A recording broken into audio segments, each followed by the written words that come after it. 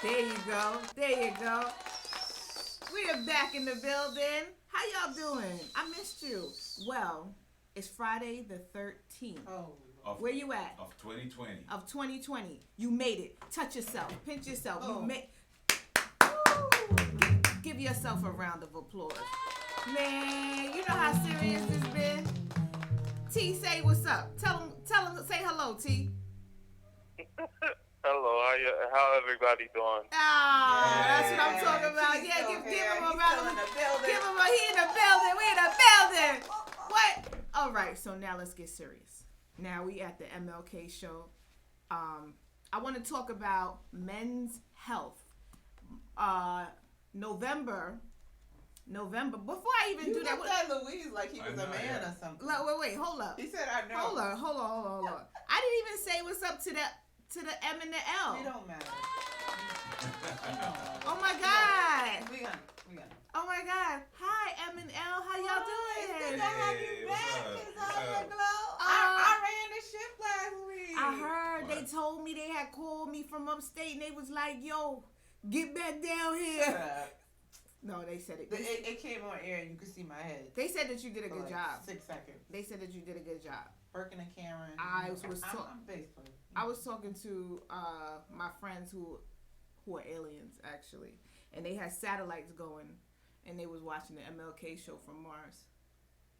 That sounds about right. So, yeah, it's all good. That's what happened. That's what they told me. Okay. And they said that you was actually doing a good job. Anyway, male health. Men's health. March is Men's Health March. Oh man, let's try that again. Lord, this is where my life is. November is Men's Health Month. And so men's health has to do with mental health. It has to do with wellness, physical health. And Luis is wearing a blue shirt today. T, you on the line? You still there with us? Yep, I'm still here. Okay, cool. So November is Men's Health Month. And I have to say that's a really big deal because on a serious note, men hold in a lot of their feelings, and anybody who's in the chat, y'all know, you guys hold in a lot of stuff. And oftentimes men don't always express how they're feeling. You know what I mean? Men are usually the last ones to go to the doctor. A lot of times they say, "Hey, I'm okay. I'm fine. I don't need to deal with that. I'll be all right." But realistically, it's really important for men to get regular exams. It's really important for men to be able to have people to talk to be able to express themselves. Because oftentimes, it's like you guys are supposed to just be strong.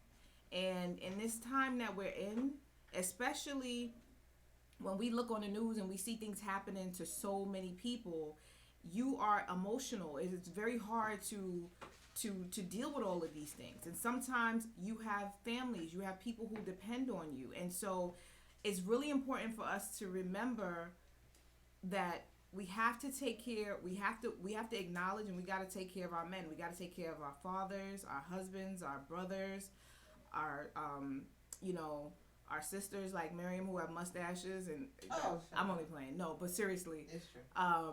But we really need to take care of the men in our lives, just because it's often like we often expect you guys to be okay. We often expect you to be strong, and realistically in humanity nobody's really strong. Nobody's really made for any of this stuff. So I just wanted to really acknowledge that, and on a very serious note, we really if there's somebody that pick up the phone, call them. Sometimes let them vent. Sometimes let them say how they're feeling, because it's a lot to deal with these days. And so if you're expected to be strong, this ain't the time. Now, I got some people over here in the chat. I got Abdul Mubdi. What's up? What's up, Mubdi? Let me see something real quick before I'm going to see if I can bring you on to the broadcast. Can you bring him on? Mm-hmm. And then we got Richard Hill. Hey, Richard. Richard. And Mr. Stonehenge. Mrs. Stonehenge. Aliosio? How do you say your name? Aliosio? Well, I can't say that. How do you spell it? I think I'm saying it right. Luis is like about to laugh at you. Alios. He's gonna laugh at your Spanish if you don't get this right. Especially because you talk mad about being able to speak Spanish. She speaks Spanish. Oh, he gave it to you, so you shouldn't be asking that question. Let me tell both of y'all something. Let me get real serious with you. You had to chip your teeth. Yeah, I Because had you had to think. I don't got nothing to You had to say. think about it. I don't got nothing to say. You know what? You're right. Nothing to say. Hey, listen. It is what it is. Mr. Stonehenge, we thank you for hanging out with us. We're going to give you a round of applause right now. Yeah. These are fun. Okay, so what are you doing? I'm trying to bring people. Mubdi on? Well, while you're doing that, who else do we got here? What up? Yes. So, while Mimi is doing that, Luis, what you got going on over there? Nothing. I never got anything happening. I'm just chilling. You know, Luis is one of those people who sit on the sidelines and like watch you fall and then laugh at you. T, what you got going on over there? What's up, T? Nothing. I'm chilling. I'm just listening to He knows that was true what you said about Louise. He probably been laughed at. Listen. Let me explain something to you. We don't got time for games on this show. This is the MLK Show. There is no time for games. This is a serious show. So if you came here for games, you're in the wrong place. You're in the right place. You're in the right place. I think you can bring them on there. It should be a prompt that says bring on the comments. I thought it was on my phone, but Okay. And it only lets you bring the comments on. I thought you could actually bring the person on. so this would be Hey, Mubdi. Aloisio. Aloisio. Yeah. Aloisio. Aww. Mubdi, write something Thank in the you. chat for us. You're beautiful too. Drop a line, Mubdi. All right. Now, while Mubdi is dropping that line, y'all need to drop it like it's hot and play a good song for me. What you playing? It's another standard of the Great American Standard Book, and it's entitled "I Wish I Knew." I wish I knew. One, two.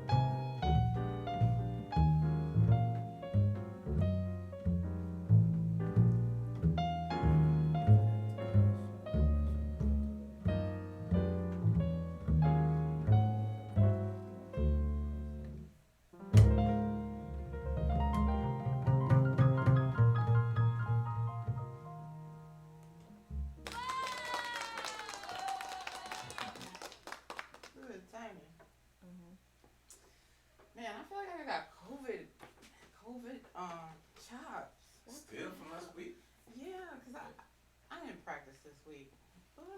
That's not an excuse. Alright. Alright. I'm just But, saying. You on the night and the music.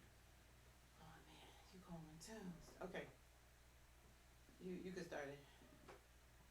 Woo.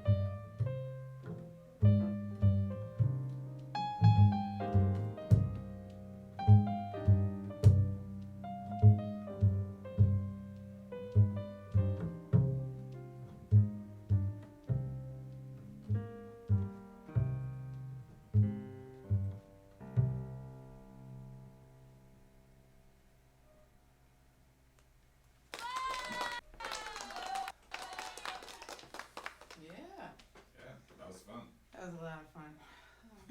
Okay. We're good, right? Yeah. Okay. So they're good. Yeah, Yes. she was asking us, one more. No, actually, I wasn't saying one more. I was saying, is it line one to turn off my mic? Because I don't know if you guys were hearing me over here having a full out conversation. The phone was ringing, and I was trying to ask them why they were playing. They should know how to answer questions while they're playing. I said yes. I can't hear you going. Is that how you say we can't whisper in here? Listen, Don't you this say is that? a millennial time. You're supposed to be able to play the bass, Don't you cook say food, play I the do piano, that play the piano, answer my questions. with my mind. Yeah, but the problem is that like you were like, it's like what is that? And then, Like, and then, Like I a just Muppet. blocked it. That's another thing we do. Like we just block the audience. Like When it starts getting weird. like because I was over here. We have training in that. yeah, we Directing have traffic. training. Oh, that's what makes you like a higher echelon player, is that you know how to block people Oh, out. yeah, you're used to the coffee Yeah, grinder yeah. going off, people talking, people yelling People at talking. you, heckling. Okay. Hecklers. Oh wow, hecklers. Oh yeah, you definitely. Especially like my days when I used to play salsa and that kind of stuff. There were a lot of drunken people like hecklers. Yeah. You learn how to Play through that? Oh yeah. I He didn't. said back in the olden days. You notice that? He said in my days. Yeah, because I But mean what that was like what, like 20 years ago. So So anyway. so how old are you, Miriam? 18. I'm his younger wife. You know, like he got married to a younger woman. She Yeah, likes right. to tell herself that. Quick question. Oh shit. But didn't you play in the train stations when you were young? Like, didn't you do? So then, did you learn to block people out Oh yeah. when you were doing that? Train, the police. The- Yeah, because they used to be like, you gotta move, but you get like about 5 chances. I would not do that now. It helps in your marriage too. How to, Okay. These people want to have. They need counseling. They need all kind of stuff on this show. What do they think? I'm just trying to see Well, if you my are a social worker, aren't you? right. But hello, I'm just trying to see if my mic is on, and they want me to be counseling and doing all kind of stuff. I think we need to go to our interview. What do you guys think? Yeah, sure. it's such a good interview. So we're gonna take a short break and go into our interview and have a great conversation with Five Mualim Ak. Five has not been on the show in a little bit. And Go ahead. actually, it's a long interview, so if you guys get tired, it's really good. You might want to get a little snack, a little something to drink. But it's a good interview But though. it's really good. And before never- that, like for people that are listening that don't know who Five is, who is he? Five is you be asking these questions. Why don't you tell it? You put me on the spot. 'Cause I don't know him. So You're it's the in one. the interview. You He know says who Five. he is in the interview. Goodness gracious. You know these people that want to ask She's you a questions. Taurus. She don't like to do extra work. Right. That's like not extra work. Like he you he did the says who he interview. is. He introduces himself. So is it that somebody from the street that you just? She's the stopped? producer, I'm producing this segment, so here we go. meaning that's what the producer does. Peace and blessings, Five. Hey, peace. How are you? Welcome back. Where you been? Busy. It's a lot, election season, but also so much going on in the city systems. It's been kind of busy. We've been upstate in other facilities because there has been so many outbreaks in the state with COVID. We see a little spike right now when they opened up restaurants in phase 4. And being a part of the test and trace for the South Bronx Emergency Network and just sort of trying to help those inside has been keeping me very busy, very busy. You know, when you just said South Bronx Emergency Network, when you said, it's like you have so many different arms that it's a wonder, how do you even get rest? Because you're dealing with the credible messengers, you're out directly handing out the PPE, dealing with the community, hands-on with the youth, and then you're also working on film, and we're going to get into that in a little bit, which is awesome. And then you're also, like I said, working with people who are inside, who are incarcerated. They're constantly reaching out to you, and you're dealing with issues that are happening there. Then we have the whole political aspect. Five. I definitely don't have time to sleep, but there's so much going on that we have to be vigilant in what we do. And there's like a seize the sort of time moment right now. You know, we're between presidential elections, between administrations. Nobody's really focused on what's happening internally in the communities. It's sort of like a national scene. I always have to be, and we always have to be as post-incarcerated leaders, a part of all of those circles. So the inner community circle, that's the work I do with where I live in District 3 in the Bronx, SBEN. Right. And aside from that, we have how they're impacted by the city, the state, and then of course the rest of the country. So kind of all comes in line, you know? Right. Look, your phone is ringing right now as we're like talking. Yes, and I've Like, put it on Do Not Disturb, which I don't understand how calls are still coming through. Right. But you know, with something that you said is real. It's like you said you have to be impacted by the community level, the state level, and then the country level, the national level. One thing I will say is that with COVID-19 and with the elections, people have become more aware of politics, you know, whereas before you would just kind of take it for granted and just say, well, they'll handle it. Those people who handle politics, or, you know, I don't really vote. People really got out and voted. People got out and they showed the numbers. What are your thoughts on this election and then the recount, and then, you know, just even the fact that, you know, it's from what they're saying is that Trump is not handing over the, you know, the information to Biden. He's kind of holding on. What are your thoughts? Yeah, it's not going to be a peaceful concession. You know, there has been a peaceful transition, even though, you know, we're talking about presidents who were slave masters to presidents who were the first Black president. There was always this sort of understanding that this democratic process of whichever party's in office would also relinquish it to another party. Trump is refusing to do that. I think what's most scary is the 40 to 70 something million people that voted for him, positively for him, Right. to actually win. These are people who are everyday citizens who believe that there should be a power structure that is based on white superiority. Let's be honest. Mm-hmm. Trump has made such racist and Nazi-like comments and statements, but his actions have shown that he's in a position to make America great again, just like Lindbergh did. And so I think that the dangerous part is that it just shows the country is split, right? Not saying Democrat and Republican, but more so, you know, we have to recognize that the Tea Party, when they came into political party, what were they trying to preserve? What was these sort of political groups upset about? And they were upset about Black representation. They was upset about Congress women and people being elected into these positions. And Trump represented all of that, you know? And it's like the country's divided. You have a country who wants to move past this and look at the racial history that we've had that separate us and move us forward together as equals. There's the issues of reparations, or how we're going to amend this so that we can live together equals, because there's a huge wealth gap. And Trump represents the party that would protect the rich. And so you have this sort of rich versus poor, which has a colored caste system to it, that really, when you look at the numbers of who voted for Biden and what he's trying to fight for, and who voted for Trump and what he's fighting for, it's really split. It was a close race, right? Yeah. The fact that he doesn't want to concede is like a temper tantrum. I didn't expect nothing less from him. I don't know what other people had expectations, but his sort of, his refusal to support democracy is what Trump has been doing since he's been elected. Mm. You know?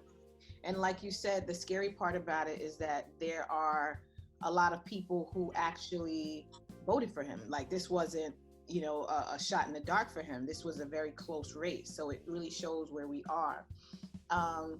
Your thoughts on where we are as far as, you know, we have these conversations about what's happening out here, but then you also have the incarceration situation where we are not hearing about things that are happening inside of prisons. And there are a lot of people that are incarcerated. They're like cities worth of people. Yeah, 2.3 million people in this country. But I think on the state level, we have the majority of population inside of correctional facilities. That means the state sort of impacts and sort of decides how their sentencing and guidelines and reintegration, all of that happens. During this pandemic, I think that we were so focused on quarantining and being locked in. Everybody was so frustrated, and we just had to watch these sort of abuses of police violence and other things happen. It made a lot of America stand up and react. But I don't think I think that's all because people were able to relate in a small way to those who were already in cells, trapped with the virus, locked in, quarantined for years and decades. You sort of get that repressed anger, that repressed emotion that just keeps you down. Inside the prison system, we've had thousands and thousands of people outbreaking. Upstate in New York, like Elmira, where half the facility correctional officers was hospitalized. Some had passed away. A lot of people were being impacted because they decided to quarantine people not in a 14-week isolation zone. They would take 200 people and put them in a gym. And then every day, the next day or a week later, when someone else said they were sick, they would add them to those 2 weeks of people. So it just kind of infected and spread across different facilities. And then New York State drafted people. So they moved 300 people from this jail to this facility and then moved people from this prison to that prison. And it just infected 50-something facilities at the same time. And we don't care about those people once they're away, because justice in America is making a person disappear, out of sight, out of mind. And that goes to another county for them to deal with. So, in New York, we have a lot of people who live in New York, but serve their sentences upstate. There's only 2 state facilities in the city. That sort of distance is also a financial distance, right? Because we see as the consensus was a failure this year because so many people in New York are living in other counties. They're not able to fill out the forms themselves or get the adequate funding that their community needs. This process is often shifts the political bylines as well. Gerrymandering, when you move a certain amount of people up to a county, your county gets that population increase.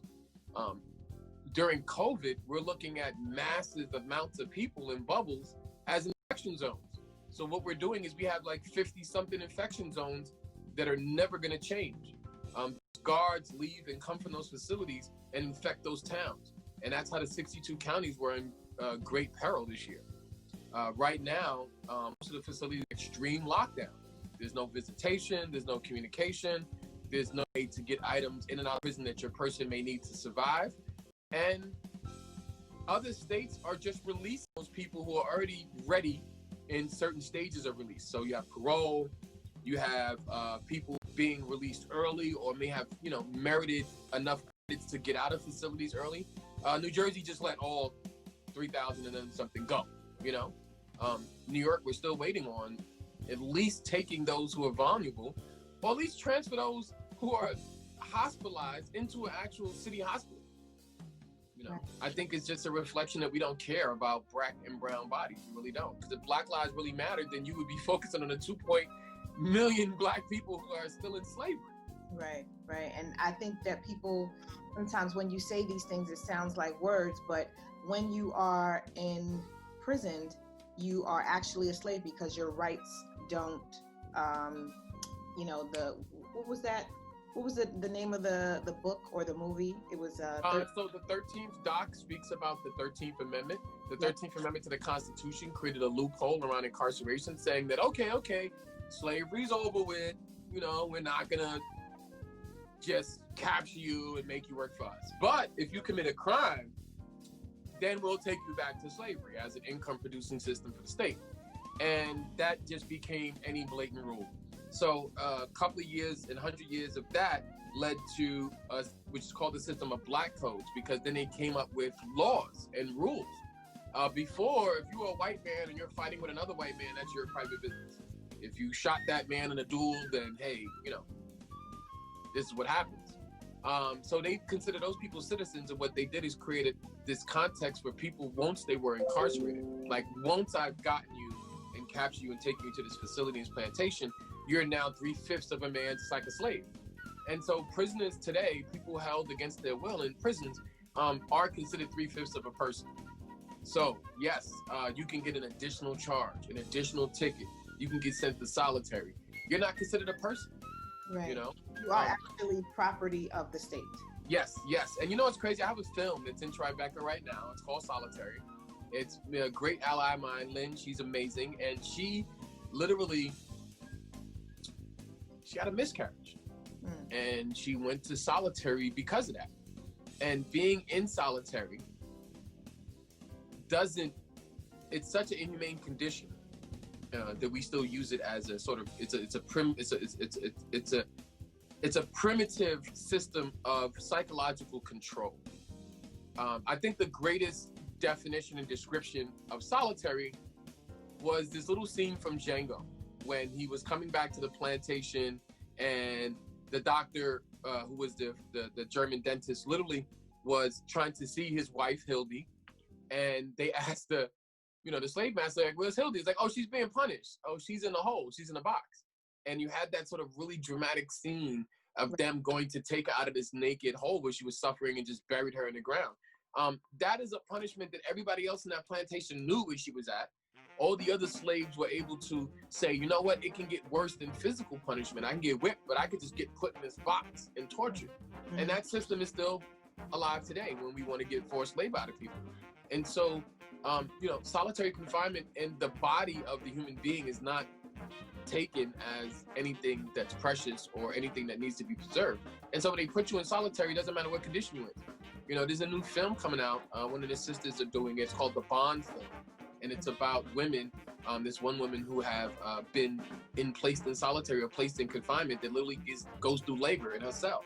And this happens to thousands of women every day, millions of women across this country.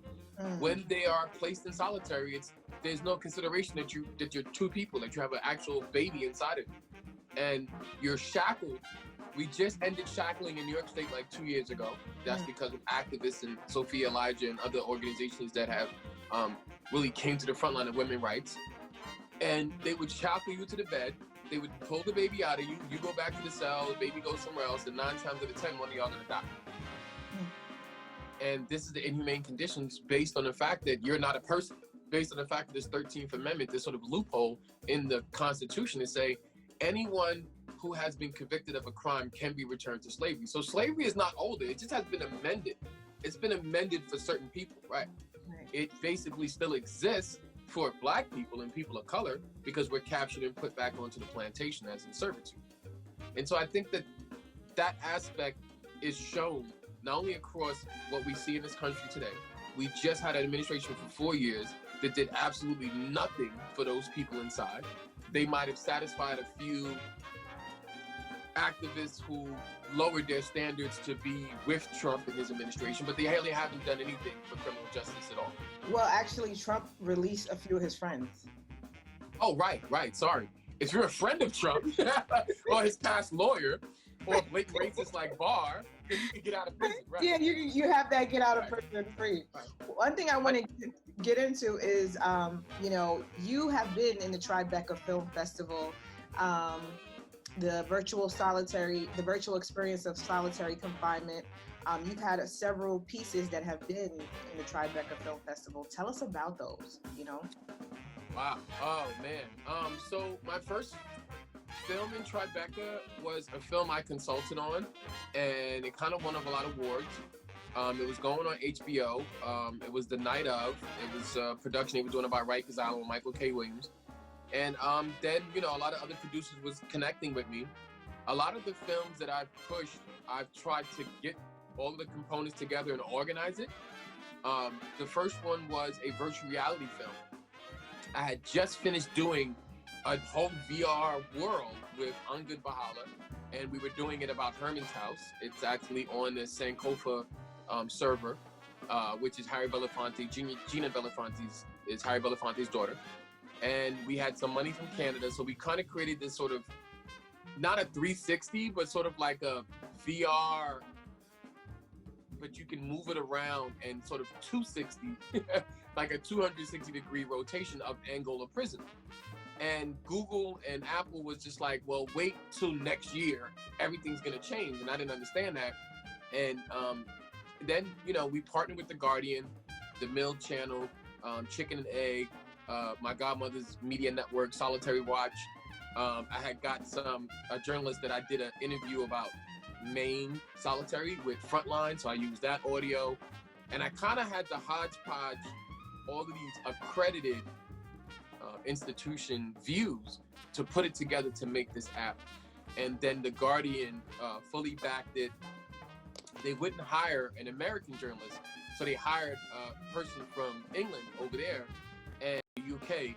And she was sort of a novice, so I had to educate her. Francesca had to introduce her to different people about how it is to be young in Solitary, how it is to be a kid there, how it is to be old, you know, how it is to be a woman. So I established a sort of 7-8 person team, and we did a virtual reality app that was also an 8-minute film. It won amazing awards, and I built a cell in Tribeca about it.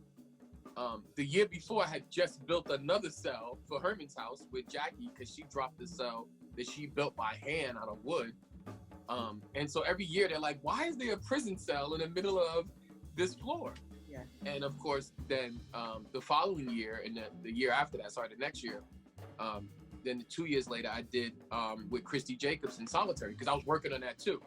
And Solitary it's on HBO now. It was about Red Onion Prison. And this place was just so horrific that anybody with a camera in there could really, you know, people come up with their own decisions. I think that as a filmmaker, when you're talking about torturous conditions, you don't have to push that. You don't have to endorse that. You don't have to add any material to convince people of that. You just kind of got to let them see it. And so we had unprecedented access. It was an all-women film team, an all-women promotion team. And I think that's what made the difference, because most jails are like all men, right? Right. And so that sort of complimentary was like, oh, you can film anything. We had unprecedented access. And it was really sad to see this town, Red Onion, Virginia. There's 2 sort of big employment opportunities in that town. It's a coal mine or the prison. And everybody that worked in the prison say, my parents died in the coal mine. I'm not working there. And that's the opportunities that you have to survive. And it becomes this sort of keepers or kept, right?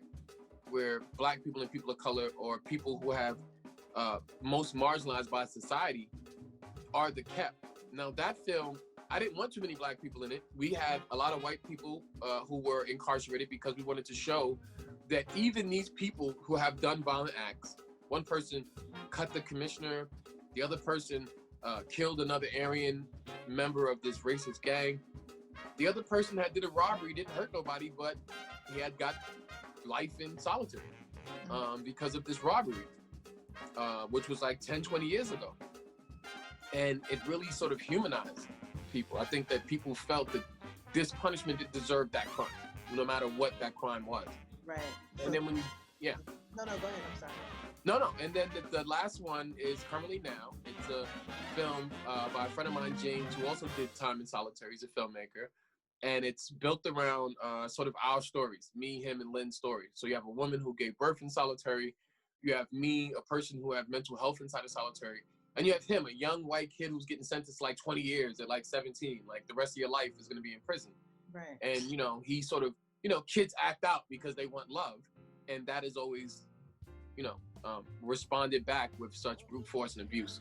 You know, I think the beauty of this is that showing the humanity of it, that it's not that anybody can be affected by it. Yeah. And yes. That's the part that really speaks, because sometimes, you know, someone can't relate, or they may just say, okay, you're just focused on this group, but it's inhumane. You know what I mean? It's like ripping the children who were, when Trump separated the children from the parents. It's inhumane. Certain things are unnecessary. We just don't have to do those things. And so when we get to that point where we're being inhumane, it's like, when are we gonna say, hey, wait a minute, this is a human, this is a person, right. They deserve not to be treated this way. And what is the moral cost we're paying, right? Right, because it gets deeper than all of this stuff. We're gonna bring it to an end, but I know that there's so much to talk about, and that's why we missed you so much, because Thank you. Well, you know, we have been doing some live demonstrations upstate in the facilities, because people are dying inside of these correctional facilities. Yeah. Elmira is on extreme lockdown, and what happens is that when you shift people who have internal social cultures, because There's certain people that live on this side of the jail that may not get along with this part of the prison. This sort of draft and shifting of people, placing people who have been tested positive into solitary, is causing all these other riots and other violence to happen.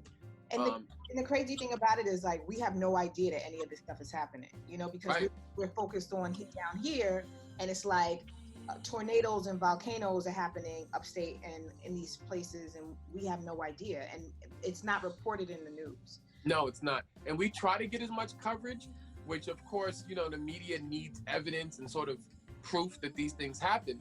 And I have a ton of phone calls, which I've been using as parts of evidence for this. Like one person, he described it, and when he talked about this scenario, it didn't kind of constantly make sense. But when you have a facility of people who have no idea what's happening, they don't know what this disease is, they don't know what to do, they're really unexperienced, they just placed 250 people from their cells that they felt were infected into a gym because they were told that 2 weeks by yourself somehow makes this thing go away, which it doesn't. So then they placed these people in a gymnasium for 2 weeks, and close to the end of that 2 week where they would then go back to population, they moved 4 more people into that space. With the And so right, so it makes no the sense. hundreds of people there are like, we don't want to be next to you, and then a fight breaks out. They don't want them there, and then Right. it creates all this Right, internal violence. right, and so it's crazy. Yeah. And so what can people do if they want to reach out to you, or if they want to find out more information, or they're like, you know what, this topic kind of speaks to me, Yep. you know, how can they contact you? Well, one, you can connect to our website, 5 is incarceratednationnetwork.org, or you can email me personally, 5@incarceratednation.org. If you are a family member, it usually takes 1 or 2 connections to connect you to another group of families who are sort of going through the same thing. We have a solitary group, we have for juveniles, we have women in prison, we have so many different collectives where you can belong and sort of get the help from other family members who are going through it, and legal advocates, you know? Absolutely, absolutely. And I can't wait until I, you know, work with you to get the Girls Project going, because I'm looking forward to that, you know, just from my personal experience. You know, T has been calling into the show. He started calling at that time. So we're like, you know what, come on to the show. So Yes. it's like really just getting this Girls Project going and working with you. So I'm so looking forward to this. Yeah. I love you, 5. I love you too. Thank you so much again. Okay, see you soon. Sweet. Bye. Yay. Okay. Did you just cut off my credits? Oh man, sorry. You did. I gave Oh no. film credit, interview credit. You know, we gotta get this show You know, Miriam is a slave driver for anybody. together. Because who, I was just being a slave. like, anybody who before. don't know her. Where is these mics at? Where these cameras at? Cause it's past my bedtime. Miriam, you Oh, need we to know. lean over to the right. Yes, Like there that. you go. Cause How this cute face, this pudgy face. I know you look so innocent with that little bun in your hair. Don't let nobody Lisa's fool you. young wife. Don't let nobody fool you. She is I mean, when I was 17. a slave driver. You were 50. You're gonna get Luis arrested and sent to jail. Oh, right. When I Okay. was 18 and a half. She gonna get a Reese. She gonna get a Reese. Damn, you really are tired. Keziah has been going 48 hours straight. That's a lie. I went to bed last night. You know but what? The day before. Yeah, 'Cause but you got like 8. Yeah, 8 but jobs. no, you know what it is? I'm gonna be honest with y'all. A Reese. You're still trying. Reese. You're not paying attention to the camera. A Reese. Listen, you know what it is? I started going to bed a little earlier, and so I just start getting tired at a certain hour. But, you know, some things 5 was talking about was quite interesting. Everybody got to, like, lean That was over. a good interview. Because even though everybody was, like, dancing in the street, Arish, you got to lean that way. Even though everybody was dancing in the street about Joe Biden, he ain't innocent either. You know? I know, it was a hard call, but It was we knew what because- we had to do. But the thing is that what people are saying, what the word on the street is that they have to be held accountable because he created this crime bill. And so when we looked up the crime bill, we saw that it gave like $9 billion to jails, billions of dollars to law enforcement for certain things. Mubby said no. What you saying no to, Mub? I don't even know what you're saying no to. He said no, but I don't know what that no means. But the point is that it's not just about like saying, okay, these people are in, and then we can go to sleep. You can never go to sleep. And yes, You know, you got to stay on top of whatever it is that you do. You know, that word woke. We gotta stay. you have to stay in on it position because it's everybody's responsibility. It's not just one person. And you know, were you saying that Joe Biden made that law 20 years ago? Is that what you Yeah, said? I think it was over 20 years ago. So I was just wondering if we, like, if he had the same feelings about it. Yeah, he could have changed. I mean, he didn't say that though. You know what I mean? Like at no point in his. Yeah, but when you're a politician, sometimes you can't be apologetic. I mean, you can't be apologetic, but you need to say. You have to pretend like you have to say, but you need to say where you stand. And so he never said, you know what, I don't believe in that. So when you don't say that, then that's not made clear. And so that bill is the reason why what 5 is talking about is actually happening to us. You know, so it's you got to delineate that line. That's a very serious thing for our community. we have to keep going with the reform, reforming of things and making sure that everybody is taken care of and, Well, you know, speak out.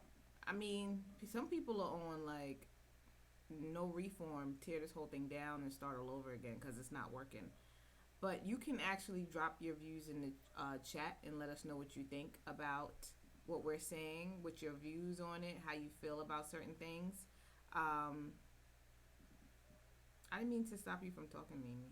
Oh, I was reading the chat and I was thinking I was outside and I was so happy last Saturday when I got the news that Biden had gotten, was it, More than but which was the state we were waiting for? Well, we were waiting for a few, but I think Pennsylvania. Pennsylvania. Yeah, like I was out with Arco, one of our correspondents. Syndicates. And we were in Central Park and we heard people yelling and screaming and we kept getting like jarred from what we were doing. We were working on our project, the Dome project. And we after a while it was like, wait, what's going on? And we remembered what was going on. We were so happy. So we joined in the celebration and just Did you have a mask on? like a double mask. Oh, I don't play that. No, never let go of the COVID idea. No. Because we still don't know what that is. Yeah, it's getting worse actually. So Yeah. So, and they're not saying how worse it is. They're not really telling the numbers. But Louise and I went to get a COVID test today, this morning. should I be wearing a mask right now? We'll let you know on Monday. I mean, we haven't been in any situation that. That's what all these people say. Oh no, I'm fine. I haven't been in this shit. I guess. Yeah, I mean, come on. They sitting here talking about all of this, Maybe Johnny and then they gonna invite me over. These are the same people that you talk about. They come over your house, and then Luis, didn't your family experience something but like you see, that? That's one of the things that why maybe people don't take the test because like no, because say if they go to take the test, then people think that is something wrong. It's like, oh, why are you taking the test? You know. Even at the test site, they were like, "Why are you here?" And Louise is like, "Well, I'm about to play with Tom Harold." You don't know who Tom Harold is, Luis. But she did like music, so that started. What kind of music she like? She said she liked everything. She was so excited that Louise was a musician. And you too. And you know, so. yeah, we were musicians. Oh, well, did they But- skip you but to the it- front of the- the line? She, I think they're used there to was getting. nobody there actually. I think they're used to getting people who are really sick. Oh. Yeah. I just think it's important to stay healthy, to just deal with the truth. So I and my need to mom go. is, Listen, what did Michael Jackson have? Because I think he had one of those like bubbles to live in. Oh yeah, he used to sleep in like a capsule. Yeah, I was air actually, capsule or something. I was actually trying to find one of those. It's called the hyperbaric chamber, and it's the oxygen. Remember, I was looking those up, Mimi. Right. And so, long story short, they have a hydrogen or something, and they can catch on fire. So I was like, I don't think I should invest in that. And then I was like, I could get locked in it inside of it, and then I was That's like, extra. yeah, and then I thought it would look crazy because it would be in your living room, but you could put it on a payment plan. which is what you do with a lot of things. Yeah, you just got your water You machine. could put it on a payment plan. You So make water now. listen.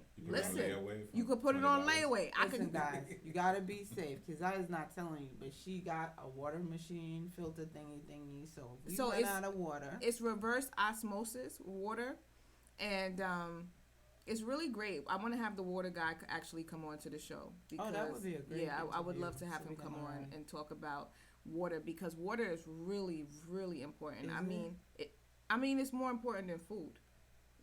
You know what? Before I forget, because I know you're gonna try to run off this show, because you got a class. Right? I do have a class. Yeah. So, real quick, I just wanted to say, so the left side and the right side and all of this, we gotta chill, y'all, with the prank calling. That's not really gonna help the situation. And this is coming from me. I don't know how y'all feel about that. All the prank calls that are coming, reporting, that I saw a ballot being stuffed into. That's really not helping.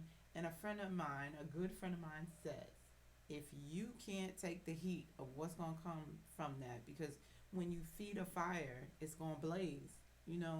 The left side, are y'all coming with long guns to take care of yourself? I don't think so, because we don't like guns. So just chill. Let the thing take its course. People gonna have to work this out within themselves. Be respectful. Let's I hate that phrase. Let's be the bigger person, but we need to kind of do that and set the tone, the new tone. Just do like the Obamas used to say, like when they go low, you go higher.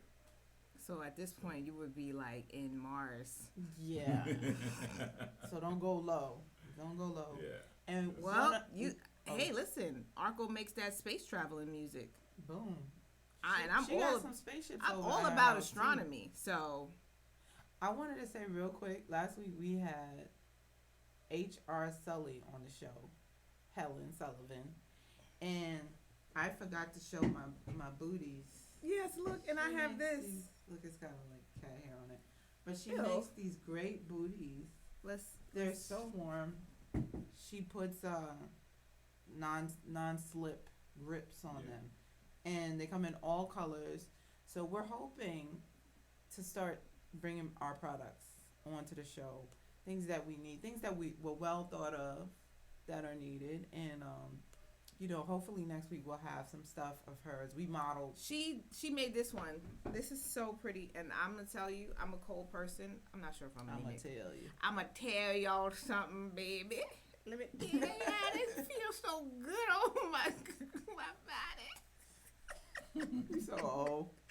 I am, but it really does feel good, and it's really made nice, and it's handmade, and she's just really awesome. I'm like, girl, I need one for every day of the week. Absolutely. And Keziah Glow over here is being modest, but she's got some products coming up the pike too. So we're excited about everything. We want to inspire each other, and I feel like this show, yes, Elizabeth Tony Claire said a hyperbaric chamber, exactly. But I feel like this show is like an incubation. So if you're working on something, like if you have a product that you're working on, or a project or a product, you should definitely come on the show and drop a line in the chat, because this is really like a family situation. Like everybody that usually is in and watching, we all know each other. Why? You probably know me and Luis. And I know you too. You got some friends on here. I ain't got no friends. But when we get to YouTube, we'll see. No, the people that know me, listen, they be my family. So Keziah Glow used to make fun of me when I was younger that all my friends had strange names. Well, no, when I say family, like they're like if they're my friend, they're like family to me. Oh, that's nice. Yeah, it's true. It's like that's lovely. People that I've been known forever. But look, Mubby said he got a single, and he put his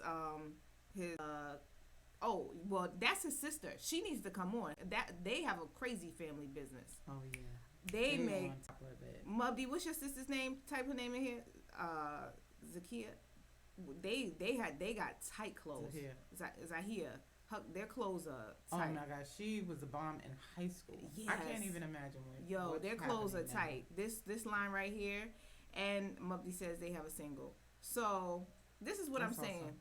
Like I'm serious too. Like everybody, most of us are all Zahia, yes, peace. Let us know. Let us know what you're working on. You know what I mean? We have no problem doing that because that's what this is really about. At this point in the game, one thing I will say about Donald Trump, he pushed everybody to the limit and we all had to jump off and get our whatever it was that we was going to do. We had to get it together because at the end of the day, Trump.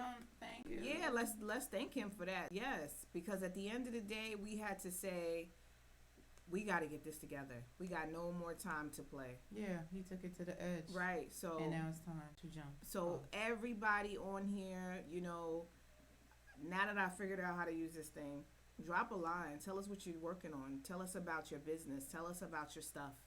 We want to know. Richard Hill says, Legend of Poetica. What is that? Legend of Poetica. Is that your album?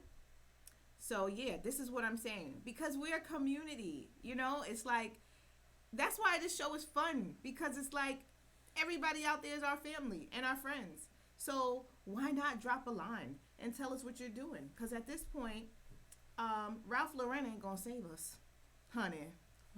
Ralph Lauren ain't saving you. I gotta do a couple of birthday shouts real quick. If it's your birthday too, a big shout out to you. We love you. Thanks for spending this evening with us. Before we go, I just want to say, go Russell Malone. It was your birthday this week. Don Byron, Patricia Barber, Jesse Davis. Love you, Jesse. Wherever you at. We got a Ms. Ro Muggsy. My middle name is Muggsy. My nickname is her middle name. My middle name's not Muggsy. Yeah, it's Muggsy. Oh man, I thought I was tired. Houston Person. Mimi Muggsy. Paul Mimi Blake. Muggsy. Mimi Muggsy. I'm trying to give the big out shout for the birthday. Paul Blake, Mose Allison, Ernestine Anderson, Campbell Marvin, Khalil El Zabar, Buck Clayton, Sam Jones, Idris Muhammad, go ahead, Benny Moten. We got is Idris Muhammad the composer who made all those songs from before? No, he was a drummer. Idris Muhammad from New Orleans, I think. Let me see if we talking about the same person. Keep going. George Cables. George Cables, yeah, the great pianist. George Cable's birthday is tomorrow. Ellis Marsalis, we just lost you. Thank you for all that you have given to jazz and its music, and I just met you. We have Kevin Eubanks coming up on Sunday. Oh, a cool. big shout out to Kevin. Diana Kroll. Yeah, that is him. Oh, Yeah. see, she know her I know what I'm stuff. talking about. Oh, yeah. Yeah, he the boss. Oh, man. Oh, she knew more than you right now. Damn. She beat you. Why? She beat you. No, because you said no, that's not. That's No, but she's talking about a composer. Maybe he wrote music, I guess. Scott What, Joplin. didn't he write music? He got an album. That doesn't mean that you wrote music. Oh, man. Scott Joplin. Teddy Wilson. Nat Adderley. Paul Desmond. Jackie Terrison is coming up next week. Wilbur Morris. Wow. That's killing Brandy Brecker. Killing Gigi Grice. And I'm going to stop at Gato Barbieri. But there are more. So happy birthday to you guys. Have a wonderful, wonderful weekend. Please wear your mask. Be safe. I had an urge to take my mask off and be around my friends and hug them. And I realized that was a fantasy. It felt good. So just be careful with that. You know, hopefully we'll be out of this soon. Louis said that there's a cure coming. So Yeah, you know. like they have this vaccine that apparently is 90% effective. But, you know, yeah. like, that's what they say. Right. You know. So just be careful, y'all. Anything else, Keziah Glow? No. Oh, thank you. Thanks so much for being here. We appreciate you, Keziah Glow. You were not here last week. You were missed. Thank. Are you like one of those anti-vaccine people? Am I an anti-vaccine person? Yeah. Hell yeah. Hell to the yeah. I will go live under a rock before I get a vaccine. Oh, no. Are you like anti-science too? No, most people who are anti-vaccine are science people. Ooh, that was a good. See, that's a whole other show. That is a whole other We show. need to have that show. Well, anyway, guys, I'm not gonna keep you. Keziah Glow got to go to her next 20 jobs in her class, and we love you. Thanks Luis, for. Perdomo, what you got to say? What are you over there thinking? Nothing. I'm just in my world. Well, who's gonna close the show? I just tried to 3 times, so y'all Yeah. got it. I think Oh. she was trying to do that. Oh, okay. Well, You do got it one it. more time, You Mimi. got it. You got it. No, do it again. Thank you guys so much for being here this week. It means a lot. Tell your friends. Hopefully we'll be on YouTube soon. Walk good, make peace, and we love you. Good night. Yeah, bye.